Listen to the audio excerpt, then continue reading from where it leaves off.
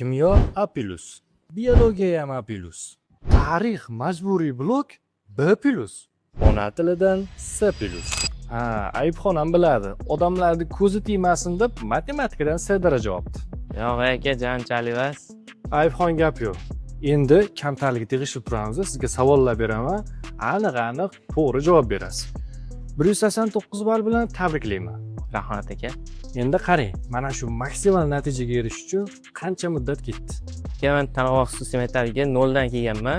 Shuning uchun 1,5 yildan jicha ko'proq vaqt ketdi aka. Qiyin bo'lmadimi? Unda aka, hamma ishdan o'zgarishi qiyinchiligi bor. Endi nima bo'lganda ham epladik aka. Oxirgi sertifikatni olganingizda emotsiyalar qanaqa bo'ldi? Endi u xursandchilikni tasvirlab bera olmayman. U emotsiyada aka nima qilganimni ham bilmayman. Nima bo'lsa ham yaxshilikka Ayibxon. Endi qarang, ustozlarimiz haqida, maktabdagi shart-sharoitlar haqida ham bizga gapirib beringchi.